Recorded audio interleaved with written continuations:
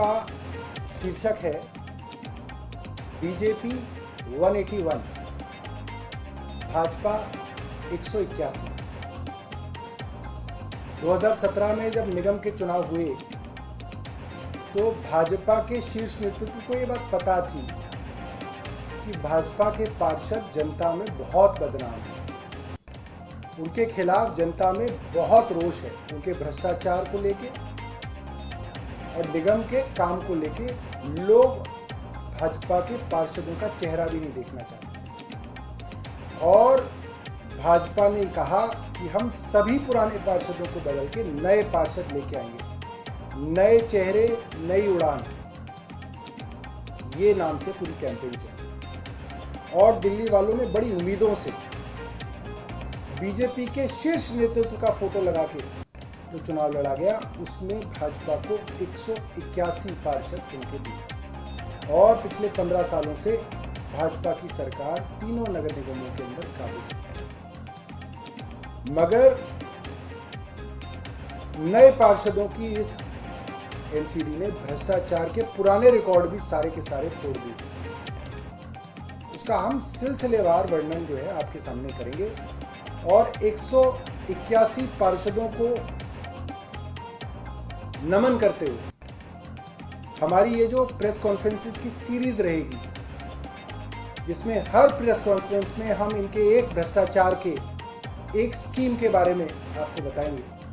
तो 181 schemes of corruption by BJP in MCD, ये इन press conference का शीर्षक रहेगा। आज नंबर 1 है, सबसे बड़ा मुद्दा भाजपा का एमसीडी में क्या है। हमारे पास पैसा नहीं, हमारे पास रेवेन्यू नहीं, और सबसे बड़ा रेवेन्यू का सोर्स प्रॉपर्टी टैक्स होता है सभी नगर निगमों के पास पूरे हिंदुस्तान में।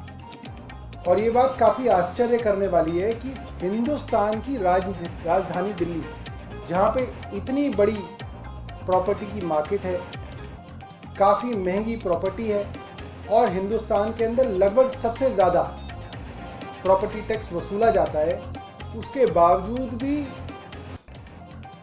एमसीडी गरीब है और पार्षद अमीर हैं।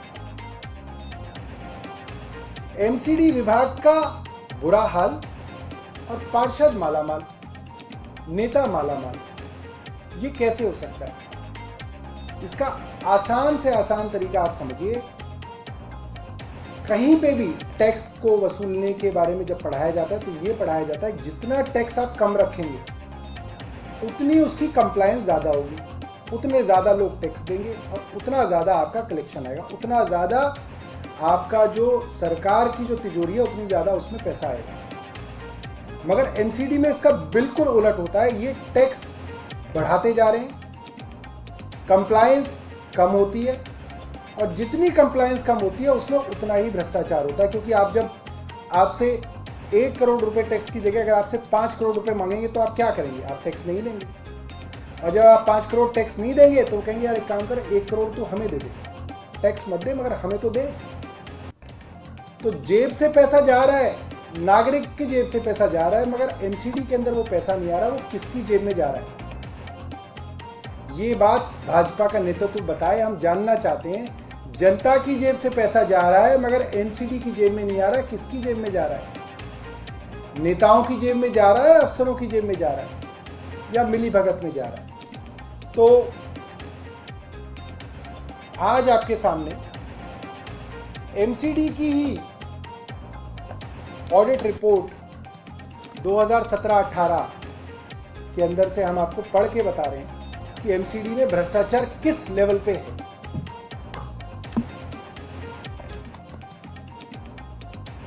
2014 में एमसीडी ने एक कंपनी को ठेका दिया, नॉर्थ एमसीडी की बात कर रहे हैं आज हम, कि आप हर प्रॉपर्टी का एक यूनिक आइडेंटिफिकेशन नंबर क्रिएट करोगे, यूपीआईसी, यूनिक प्रॉपर्टी आइडेंटिफिकेशन कार्ड। उस कंपनी को 13 करोड़ 77 लाख रुपए का भुगतान कर दिया गया, मगर आज तक उस यूनिक प्रॉपर्टी आइडेंटिफिकेशन कार्ड और उससे जुड़े हुए तरीकों के ऊपर काम नहीं किया गया ताकि पैसा सीधा जेब में आए, एमसीडी के पास ना जाए। और एक उदाहरण के तौर पे मैं आपको इन्हीं के ऑडिट रिपोर्ट से पढ़ के बता रहा हूँ। ये बड़ी हैरानी की बात है कि 2014 में जब दिल्ली सरकार बनी थी, हमारी आम आदमी पार्टी की सरकार 2015 में बनी थी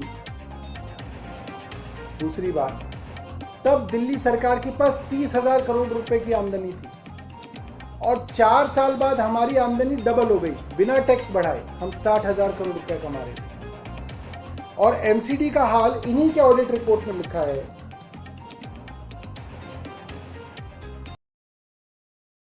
कि 2 लाख के अंदर ये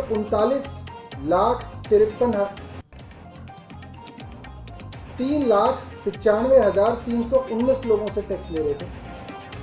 उसके बाद इन्होंने 4,41,889 लोगों से टैक्स लिया और 17-18 के अंदर टैक्स देने वाले कम हो गए, फिर ये सिर्फ 4,05,774 लोगों से टैक्स ले पा रहे। मतलब लोगों के टैक्स देने की कीमत, लोगों के पास, सरकारों में लोगों के बढ़ता है।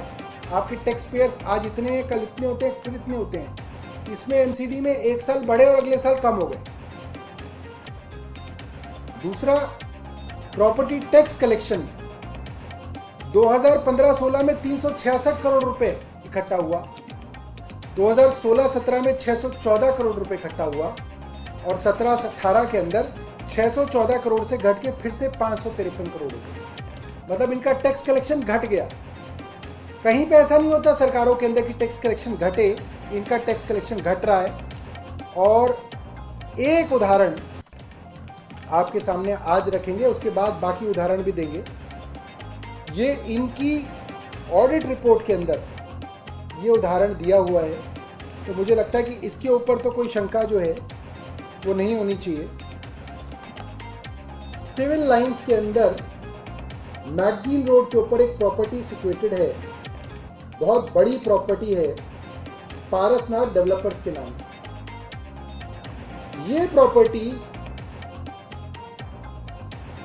2015-16 तक वेकेंट लैंड थी, खाली पड़ी थी और इसीलिए इसका टैक्स 65,43,000 रुपए के करीब वो देता था।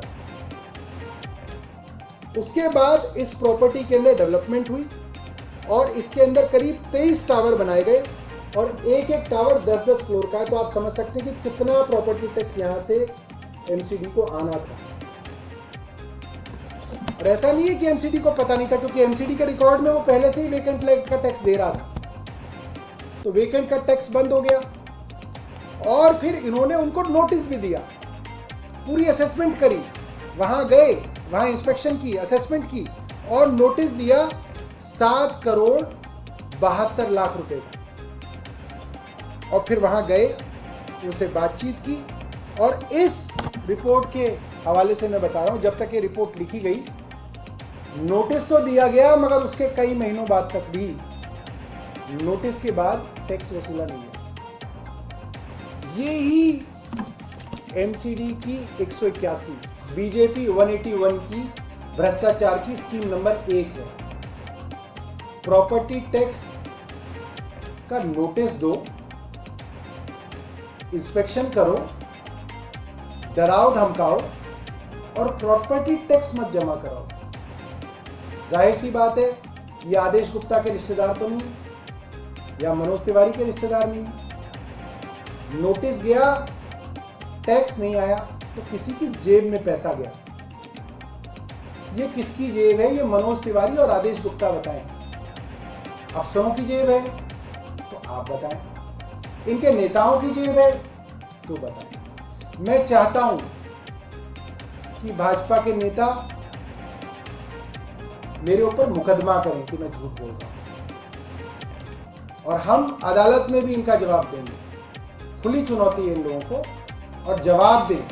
181 प्रेस कॉन्फ्रेंसेस करेंगे हम इनके ऊपर और 181 स्कीमें बताएंगे दिल्ली वालों को किस तरीके से भाजपा एमसीडी के अंदर भ्रष्टाचार कर रही है। कोई सवाल है तो आप पूछ सकते हैं।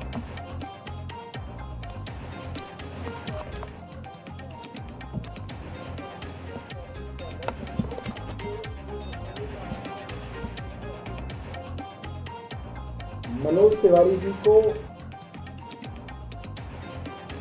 मैं बताना चाहता हूं कि वो दिल्ली के चुने हुए मुख्यमंत्री को अपशब्द बोलते हैं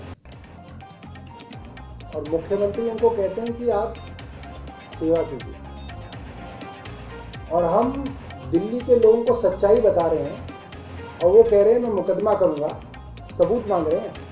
मनोज तिवारी जी को मैं कहता हूं कि समय बताएं, स्थान बताएं, वहीं चलते हैं नॉर्थ एमसीडी के यार्ड में, सामने दिखाएंगे आप सारे रिपोर्टर्स को कि वो ई रिक्शा वहीं खड़े हैं। मनोज तिवारी बताएं कि वो ई रिक्शा किसके लिए खरीदे गए थे, वो ई रिक्शा क्यों इस्तेमाल नहीं हो रहे, जनता का पैसा क्यों बर्बाद किया गया, ऐसा क्या छिपाना था कि वो कभी सड़क पे नहीं उतरे।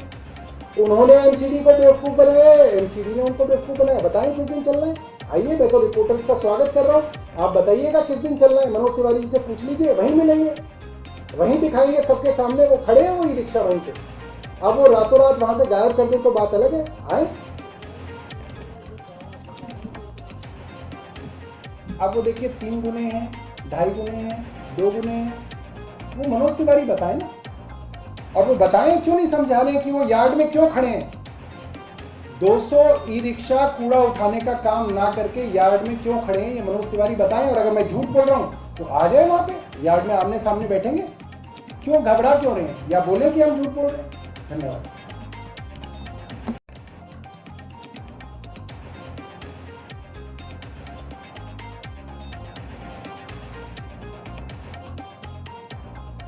का शीर्षक है बीजेपी 181, भाजपा 181।